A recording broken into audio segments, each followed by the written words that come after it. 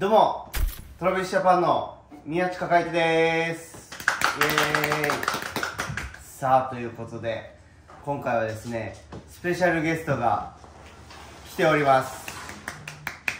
果たして誰なんでしょうか。皆さん、予想をお願いします。同じ価格で入ってるんじゃない今、シンキングタイムが、はい、一応待っておりました。はい、ということで、残念でした。間違いです。外したのということで、平成ジャンプの有岡大輝くんが来ていただきました。有岡大輝です。よろしくお願いします。ということで、まあ、我々の YouTube チャンネルにこの先輩の有岡くんが来てくれたわけですけども、お邪魔します。最近話題になってるそのゴーストの件にはいお話ししたいなと思います。そうだね。僕たち平成ジャンプの、デジタルハロウィンシングル「ゴースト」振り付けを確かにお願いをね、はい、しまして、実現したということでございます。まず多分経緯ですね。経緯ね。慣れ初めから慣れ初めからいくか。じゃあですね、僕ら2人せっかくだからせっかくなら、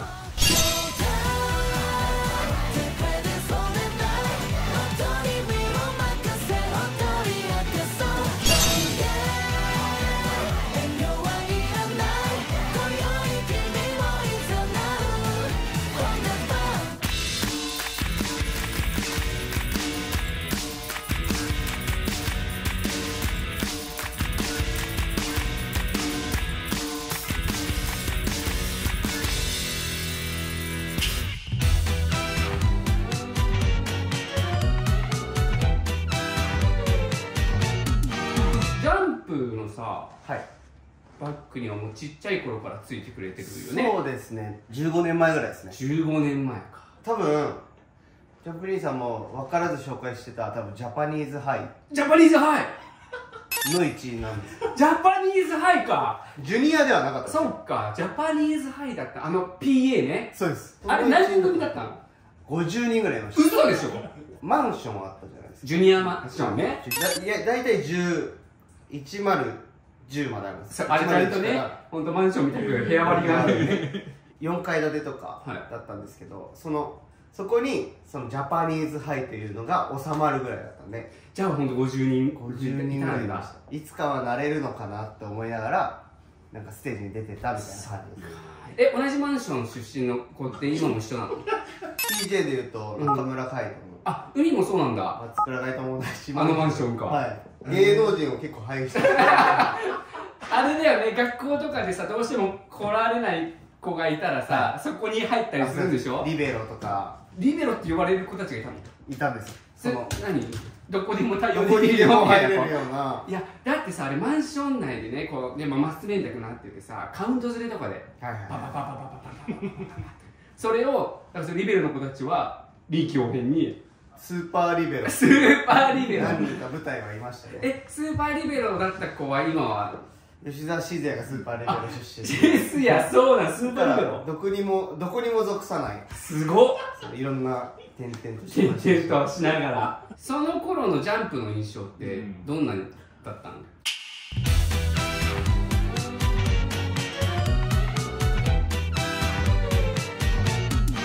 何回かステージ刻んで、サマリとか特に長かったもんね。見慣れてくじゃないですか、先輩たちは。怖くもありましたし、かっこいいなっていうのもありましたし、やっぱ生態は分かんなかったですね。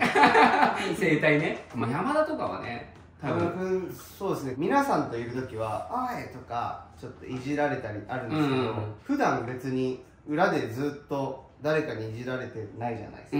なんですごいクールなイメージだったんですけど、高木とかがあるじゃない。高木くんは怖かったですねっていうね、みんなね。極戦の影響とかもだいぶあったしね。キャラクターで喧嘩っ早いみたいな。そうそう、本来めちゃめちゃね可愛い子なんですけどね。そうなんです。それでパレードがだからあれだよね、結構がっつりというかちゃんとこう。そうですね、ツアーバッグとしてついてちゃんと交流して、もう俺らもみんな成人してたんで。そうだね。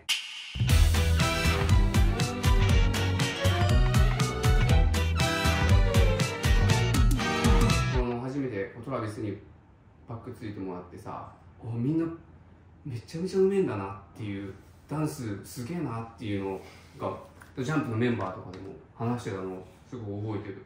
そうですよね、そうですよ。もちろんこうワイワイふざけてるっていうかさ、わちゃわちゃしてる時もあるけどさ、曲入るとさカッてスイッチ入るよね。そのギャップがいいんですよね。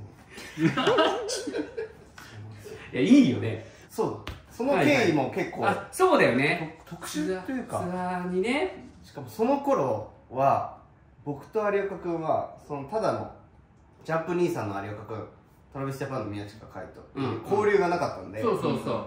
ちなみにこの期間ってバックとしてツアーこうジュニアのこうお願いできる子ってどんな子がいるのっていうのは聞くんだ、はいはい、当時はね、たまたまトラビスジャパンがちょっと行きます、初日の大阪公演、パレード自体の初日の大阪公演、まあ舞台でかぶってたんですけど、それ以外の公演は出れますっていうスケジュールだったと聞いて、1個かぶってるから懸念があったじゃないですか、その時期ぐらいにそれこそ山田君のはいはいはい YY29 ね YY29 の曲に、つかせていただいて、そうだ、ミュージックフェアかな、それのなんか打ち上げみたいな仕様で山田君とメンバーでご飯食べた時に、俺らが「いや出たいです」ってその場で言って、あ、じゃあ分かんないけど聞いてみよう、メンバーにも聞いてみるっていう形で、それでつくことになって、一緒に回ることはできたんですけど、で、まあ、楽屋とかでさメイキング回す時とかもね、そこで結構、そうですね、毎回なんかトラビスジャパンの部屋に僕と知念が突撃して行くっていうのをやってたんだよね。やってくださるんですよ。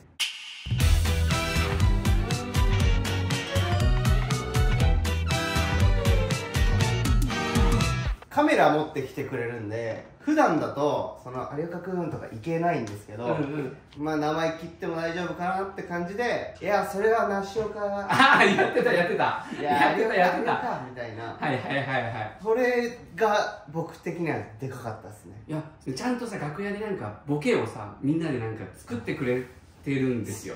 それが嬉しくて、でカメラこれから行くねみたいなことを言ったら、あ、はい、こっちも準備できてますいつでもどうぞ。それはなんかまたね、可愛くてね、あの時間楽しかったです。で、まあツアーがあって、はい、でそこからあれですよね、サウナ有岡じゃない。それが一番大きいです。そ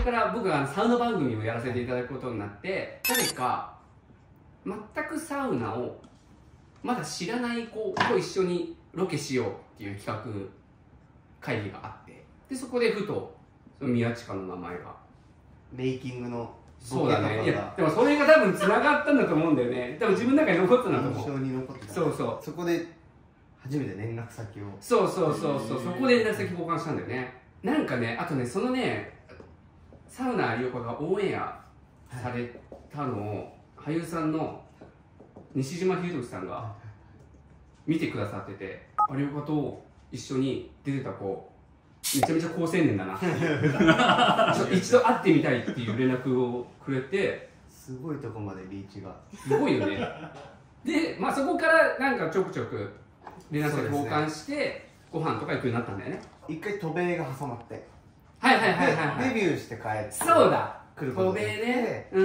可愛いなって思ったのは、その渡米からさ帰国してきた日か、一食目って大事じゃない。はい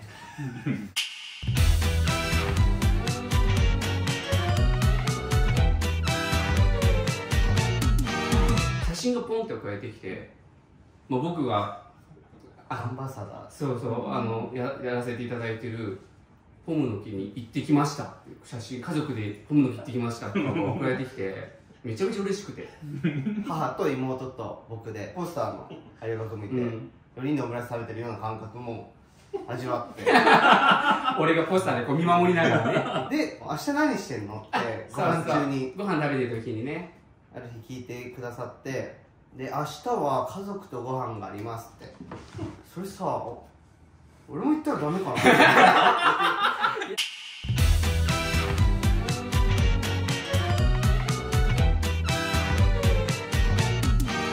自分の中でやっぱ家族水入らずのね、その時間にお邪魔するのもどうなんだっていうのを思っってたけど、なんかね、先にね、なんか口が出てたんだよ。行っていいって。じゃあ聞いてみますって言って、家族に言ったら、いやーもう明日、楽しみみたいな感じになって、家族一盛り上がりして、はい、じゃあお店どうしましょうって言った時も、有岡君がご用意っていうか、予約とかもしてくださって、そうそうそう。韓国料理屋さんみたいな。韓国料理でした。もう妹とか母とかも、いつもより化粧濃くて。いやいやいやいや、素敵でしたよ。お兄さんもね。そう、兄貴もいましたね。大ちゃんとか呼ばせていただいて、もう家族が、今も呼んでるんですけど、ちゃんと会話してくださって、うちの家族と。2軒目も行ってね。2軒目、地元のスナック行って、こんなとこ、もう母、父が行くスナックに、大ちゃん大丈夫って、もう全然行きましょう、そういうの好きなんでって、もう気使わないように言ってくださって、そこでさ、たまたまさ、居合わせたさ、多分カップル、結構若めのカップルのお客さんがいてさ、ずっと大橋くんだと思われてたよね。なんか、チキチキポーズみたいなのをなんかこう、やってくるんだけど、大橋くんになりきってますよ。なんか変に否定するのもね、恥ずかしいし。でもなんか、その先輩方の曲とか、ジャンプリンさんの曲とか歌って。カラオケしようね。カラオケしました。こういうとこに一番いいのは、マッチさんだよ。恥ずかしい。めちゃめちゃやっぱり盛り上がるんだよね。少年隊とかね。あの世代の方たちがめちゃめちゃ盛り上がる。一緒に歌えるっていう。なんで君ら若いのに知ってるのになるから、話がね、広がるんですよ。いろんなお話できるんですよね。そう。サウナも、サウナ有岡で教えてください。スナックも教えてくださってるんで。次はスナック有岡。そうだね、スナック有岡やりたいよね。あとね、宮近のね、素晴らしいなって思うところは、何食べたいって聞くと、ちゃんとピンポイントで送ってきてくれる。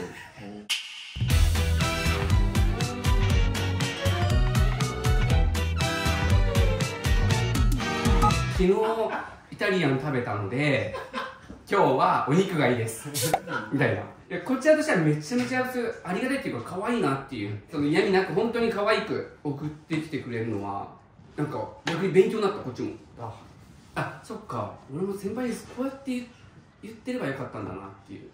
有岡君にしかできないかもしれないです、それ。本当？もっと気使う領域に入ると、何食べられましたか、これがいいかみたいな、なんかどっちつかずで終わっちゃうんですけど、一個こう懐に入れてもらってるって感覚があるんで、自分のなんか食べたいものとか、今こういう気分だなっていうのが言いやすいのかもしれないですね。でもそれ嬉しいね。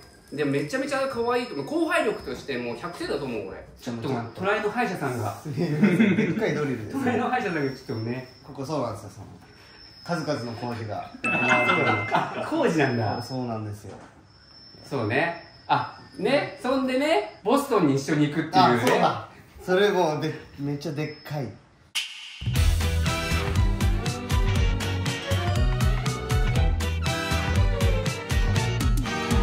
僕がどうしても見に行きたいライブがあって、こっちは行くしかないっていうので、日程調べたらボストン公演だったら行けるかも。でそこでちょっと宮近にその後ちょっと電話して、ちょっと行かないっていうのを誘いして。それは結構大きな旅行でしたね。いや、俺もメンバーでも友達でも一緒に海外に行くっていうのがあんま経験なかったから。そうなんですね。でその時に実はあれなのよ、ほらチャカがさ、ダンス番組をちょうどなんか振り付けのこととかをリモートで話してたんだよね。構成のことをちょっとだけリモートで連絡取っていいですかみたいなのをしてて、その時にすごいな、ちゃんと構成とかもがっつり自分で考えてるんだっていうのをまずそこで知るわけです。その時にちょっとお願い、いつかお願いしたいなっていう。そうだったんですね。それは知らなかった。そう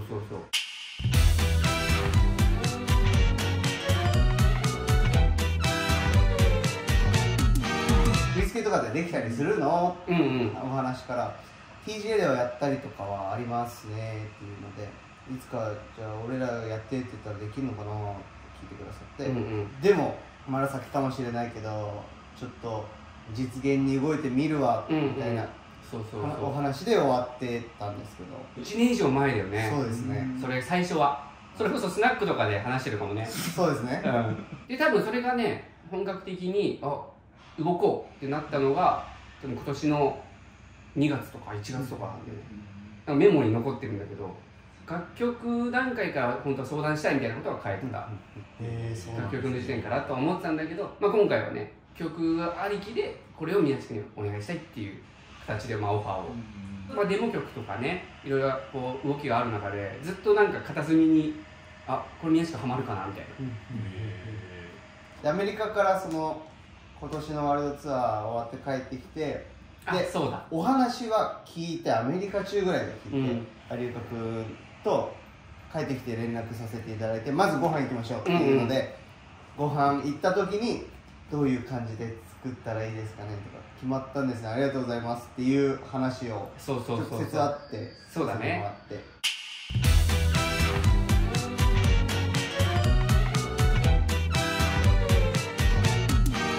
結構なタイトなねスケジュールの中で今回、申し訳なかったんだけども、チャカのなんかやりやすいやり方でいいからって言ってくださって、Rして誠、東京クレイジーナイトとか、スイーテストチューンとかやってもらった誠にお願いしたいんですけど大丈夫ですかって有岡君に聞いたら、一緒に作ってもらってくださいっていうことで2人で作らせてもらって、楽曲初めて聴いた時ってどう思った？なんか作りやすいなって思った？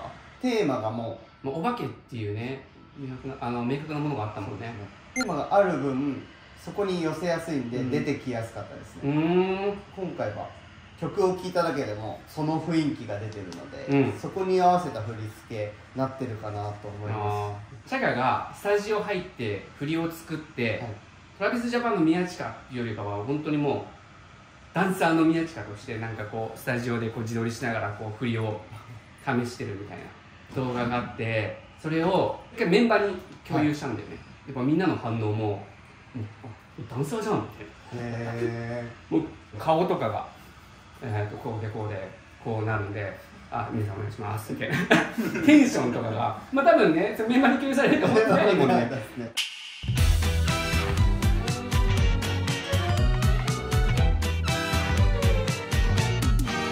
兄さんたちで作るってなったら一番はやっぱかっこよく見せたいし、ファンの方が喜んでる姿を見たいので、後輩から見たかっこいいとか褒めさせてもらって、嬉しいよ。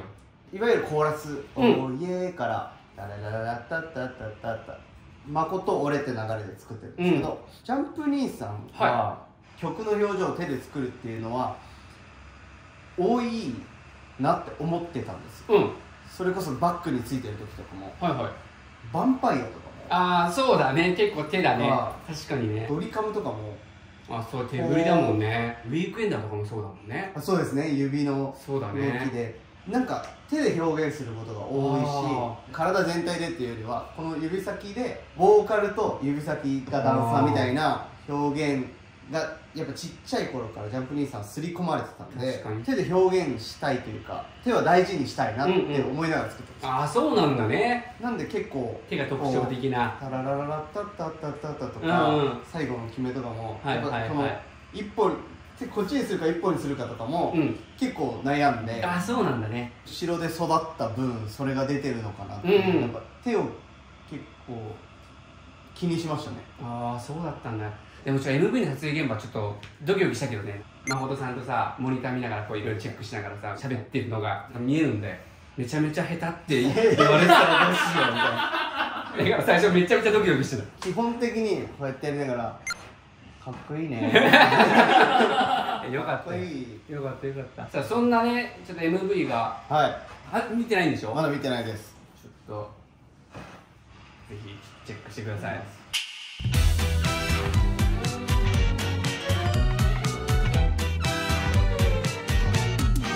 そのあれのシーンとかもイメージシーンとかもイメージシーンとかも分かんないもんね。見れてないので。